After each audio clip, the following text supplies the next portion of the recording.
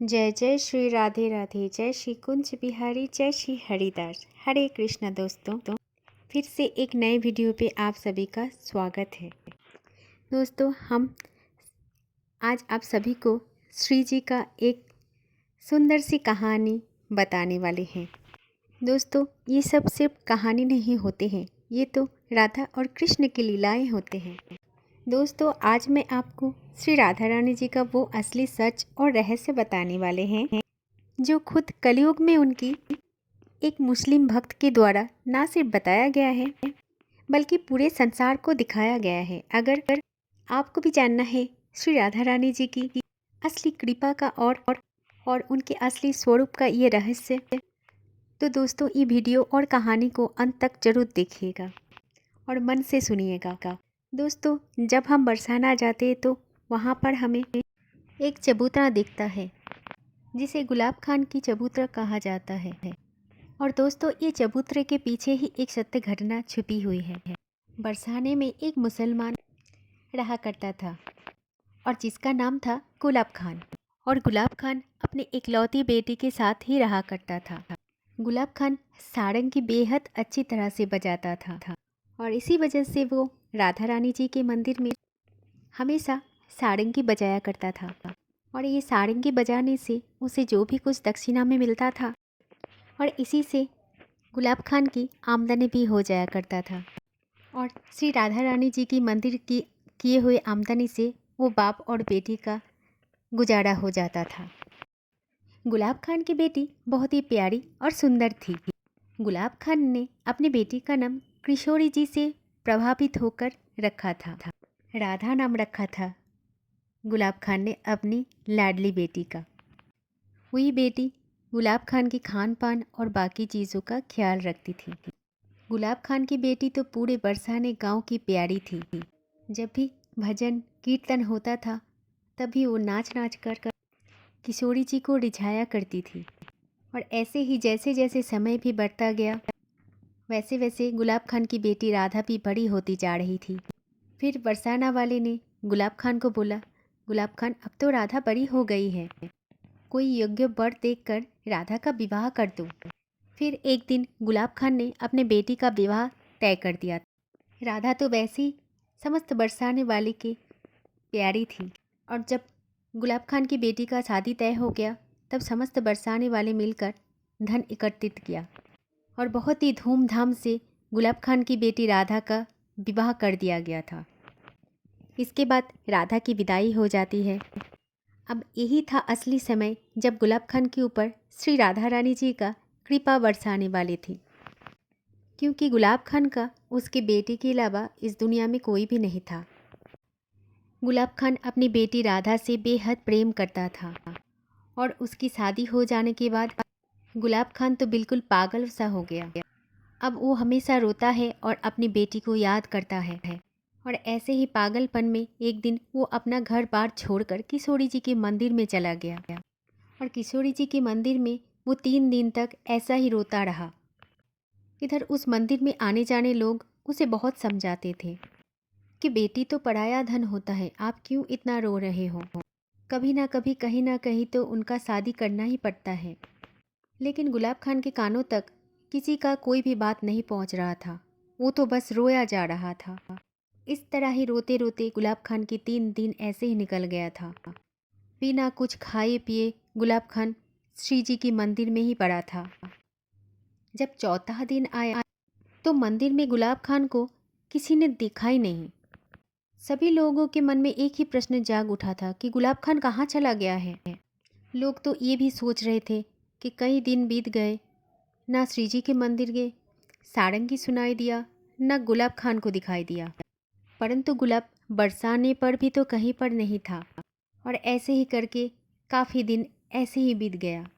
तो लोगों ने सोचा कि पुत्री विरह ज़्यादा बढ़ गया होगा शायद गुलाब खान की, और जंगल में चला गया, शायद कहीं पर उसका प्राण भी निकल गया होगा।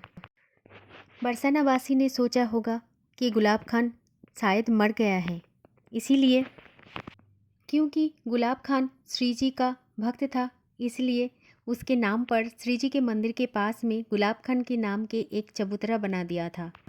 और उसका नाम गुलाब खान का चबूतरा रख दिया था। सारे बरसाना वाले यही मान लिया था कि गुलाब खान अब नहीं रहा। ऐसे ही दिन बीत गया, महीना बीत गया, सालों बीत गया। लेकिन एक दिन अचानक से जब पुजारी जी श्री जी के मंदिर की सीढ़ियों से नीचे उतर रहे थे पूजा संपन्न करके, और तभी पंडित जी को गुलाब खान की आवाज़ सुनाई दिया। और जब पंडित जी ने पीछे मुड़कर देखा तो देखा कि गुलाब खान खड़ा है और झाड़ियों में से निकल कर वो मंदिर के सीढ़ियों के सामने अचानक से प्रकट हो गया। ये बात देखकर पुजारी बहुत ज़्यादा डर गए थे कि ये कोई भूत प्रेत तो नहीं है, क्योंकि बहुत दिन हो गए, गुलाब खान तो मर चुका था। यहाँ तक कि गुलाब के नाम का तो चबूतरा भी बन गया। फिर गुलाब ने कहा कि पुजारी जी नहीं, देखिए पुजारी जी, मैं ही हूँ और मैं जिंदा हूँ। ये कहकर गुलाब खान ने पुजारी जी को शांत करवाया। तब जाके पुजारी जी को चैन मिला। और फिर पुजारी जी ने गुलाब से सबसे पहले ये सवाल पूछा कि गुलाब, तुम इतने साल कहाँ थे? फिर गुलाब कहता है, पंडित जी मैं तो यहीं पे था, श्री राधा रानी जी का सेवा कर रहा था। फिर पुजारी जी वो कहते हैं कि हमने तो तुम्हें नहीं देखा था। फिर गुलाब कहता है, अगर आपको विश्वास नहीं होता तो ये देखो। फिर उसने पुजारी जी को अपने पास से एक पान दिखाया, जिसको देखकर पुजारी जी को बिल्कुल भी यकीन नहीं हो रहा था, क्योंकि ये बिल्कुल वही पान का बेरा था जो श्री जी को बेहद पसंद है, और वही पान जो अभी अभी श्री राधा रानी जी के चरणों में पंडित जी रख के आए थे। फिर पंडित जी ने गुलाब को बोला, अरे गुलाब, ये तो वही बेरा है जो मैं अभी अभी किशोरी जी के सोने के समय रख के आया था। फिर गुलाब ने पंडित जी को बोला कि देखिए पंडित जी, अभी अभी श्री किशोरी जी ने मुझे ये पान भेंट में दिया है और मुझे तो श्री जी ने अपने कुंज में रख लिया है। फिर पुजारी गुलाब से कहता है कि अच्छा गुलाब, तुम एक बात बताओ कि तुमने ऐसा कौन सा कर्म किए थे जो राधा रानी जी ने तुम पर इतनी कृपा बरसा दिया। हम तो न जाने कितने समय से उनके मंदिर में पूजा करते हैं, हमें तो निकुंज के दर्शन अभी तक नहीं करवाया।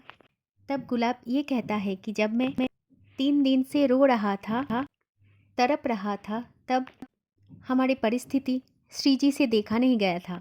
एक तरफ तो मैं बहुत ज़्यादा रो रहा था, तभी मंदिर से एक सुंदर सी कन्या आते हैं और वो कन्या आकर कहती है कि बाबा, आज मुझे सारंगी सुनना है, आप सारंगी बजाओ और मैं नृत्य करूँगी। और पंडित जी पता नहीं कहाँ से मेरे पास एक सारंगी भी आ गई थी।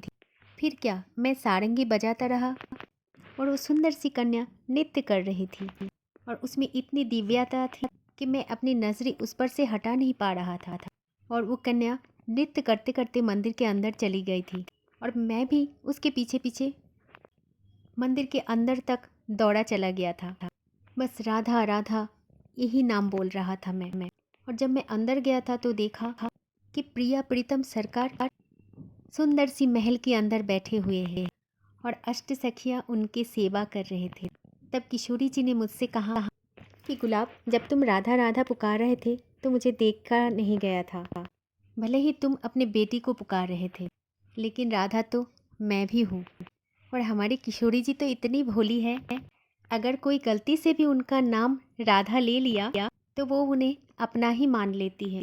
और तभी से श्री राधा जी ने मुझे निकुंज में सेवा के लिए रखी थी। ये सुनकर पुजारी जी अपनी आँखों से प्रेम की अश्रुधारा बहते हुआ देखा। तो दोस्तों, ऐसे ही होता है हमारी किशोरी जी, जो इतने कोमल है, किसी का दुख कष्ट नहीं देख पाते हैं, हमेशा सबसे प्रेम करते हैं। दोस्तों, आपको आज की जानकारी कैसी लगी ज़रूर कमेंट करके बताइए। और अगर आपको ये वीडियो पसंद आई है तो चैनल को लाइक, शेयर और सब्सक्राइब करना बिल्कुल ना भूलें। राधे राधे, हरे कृष्णो, जय श्री कुंज बिहारी, जय श्री हरिदास।